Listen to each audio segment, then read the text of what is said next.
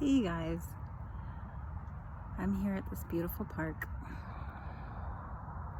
We're playing soccer, and now the kids are playing with my husband at the park.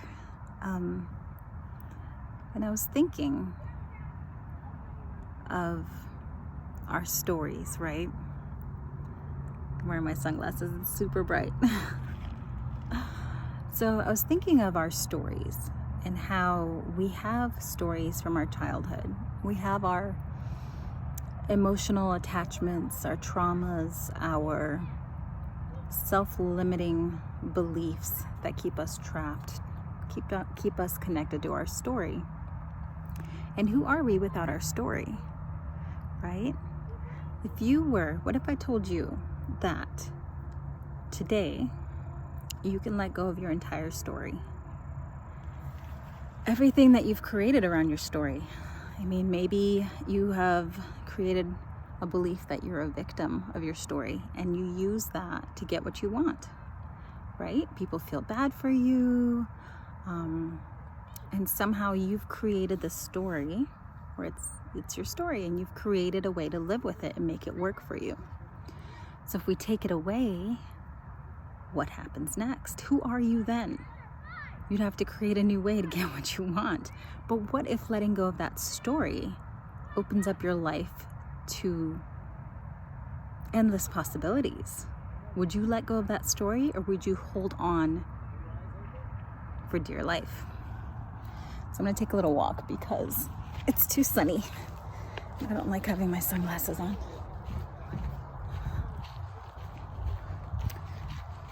I'll go to the shade over here. It's a beautiful park where we live. Okay, here's a little shady spot. Okay, let's talk. All right, so a while ago, my friend and I went to Vegas, and we met this guy at a bar, one of the casinos. He was an older man. He was a veteran, and he was telling me his story, all about his story, his really sad story and everything that happened to him. So much trauma, in the war and everything in Vietnam. And he created a story around that, and the sadness and everything that came with it, he held on to. He came home. He talked about his wife left him. I mean, it was so many different things. Everything was just sad. And I told him, what if I can, because he asked me what I do, and I said, what if I can help you let go of that story? What if you can let it go? And he said, oh, you mean to let go of my story? Then who would I be? Anyone you want to be. He wanted to hold on to it because he had created an entire victim mentality that worked for him, and he was able to get what he wants. People felt bad for him and gave him things. He was able to there was quite a bit of women around him. So obviously he was paying women for different things, and they felt a certain way about it. And anyways, he found a way to make it work for him and didn't want to let it go. And he ended up giving me and my friend $100, and he said, go gamble. He didn't want to let go of his story. But okay, so we went and gambled. We played roulette and made like $1,500, and then found him and gave him his money back. He's like, why would you give me my money back? So he gave us each $500 and kept $500. So that was fun. But he didn't want to let go of his story. And it really got me thinking, are a lot of us like that? Are a lot of us holding on to our stories because we found a way to make it work for us? Because it is now who we are, and we feel like no one else will understand that's our independence. That's what makes us unique, right? Well, what if you can let go of that and rewrite your story? What if you can be the victor instead of the victim? What if you can grow, and because you grow, you help others in their journey? There's so much more out there. And so one time I went and worked with, I did hypnotherapy. Well, I'm a hypnotherapist. So one time I worked with, we went to Wounded Warriors Project, and I worked with a group of veterans. And obviously I've never been in the military. I'm not going to pretend that I know anything of what goes on. I know it's extremely traumatic and challenging. And a lot of them in the group, and I wouldn't recommend doing this in a group setting, it usually be one-on-one with me. But out of the group of maybe 7 to 10 people that were in that room, veterans that were in that room, one of them decided to do it was a very simple process, NLP process that I took them through. And I warned them, and I told them that it could get intense. So a lot of them opted out of it to not do it. One brave soul decided he wanted to do it. And as a group, I took them back. They kind of just held space for him, or did it or not, But he went in it and took him back to a traumatic event. And when you have that memory and it's so potent, and the emotions and everything, you're in it. It's like a 3D virtual reality where you are absolutely in the experience, reliving it in the moment when it's so traumatic, right? So simple thing. I first of all, turn off the sound. I went silent. Okay, he's still holding his breath because it's happening. Put it on a screen, push it away, make it really small, make it black and white, all of these things, all of these little techniques. And he took a breath, and I knew that he went through the process. He actually controlled the experience instead of having the entire, PTSD and everything that comes with it.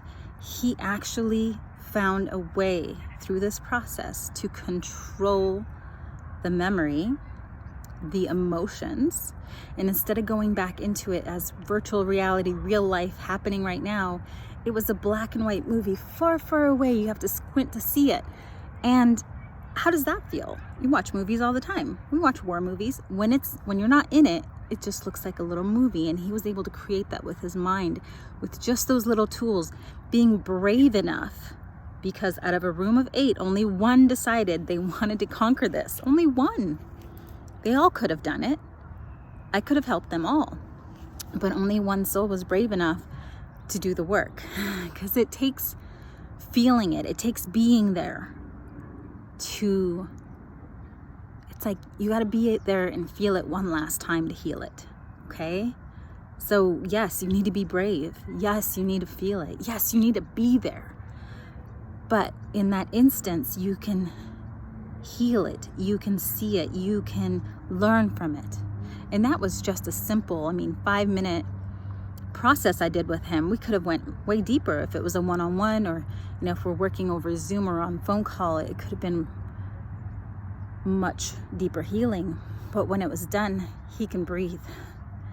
He can breathe, and he was in tears, and he's like, that's the first time. It's the first time I've been able to think about it and not get overwhelmed. And he was able to just wow. Wow. So it's amazing what we can do with this work when we're willing to do the work, right? I'm just guiding you. You are doing the work. You have to be brave enough to feel it one last time to heal it. You have to be willing to change your story, to overcome those things, to overcome the emotions that hold you back, to overcome the self-limiting beliefs, the self-sabotage, all of those things. You have to be willing to let it go. And the scary part is, who are you now? I didn't know who I was after I healed myself from being born in a communist country and my parents escaping and leaving me behind when I was 4. I didn't know how to overcome. I didn't have the tools. So we were reunited 2 years later, but a lot of damage was done in those 2 years. You go from having your parents, the only people that you love, that take care of you, and you trust them. They told me nothing's wrong, we're not going anywhere, and the next day they were gone. So I felt so much betrayal. I made beliefs about the world that nobody loves me, I don't need anyone, I'm gonna do this alone. And you know what? When I did the work and changed those beliefs, I got to have a husband and children and be happy and healthy and not feel like I'm going to be abandoned every minute of the day. I got to truly, truly love again. I got to heal my relationship with my parents. I got to heal myself and help heal others. I'm living a life that I couldn't even imagine before I did the work. There was no way I could even imagine any of this. My timeline, and we'll talk about timeline when we do some work together if you're interested. Your timeline should be future in front of you and your past should be behind you. My past was in front of me. I couldn't look into my future because I was reliving my past every minute of the day. The trauma was so deep that I based every decision on, am I going to get hurt again? Am I going to experience this again?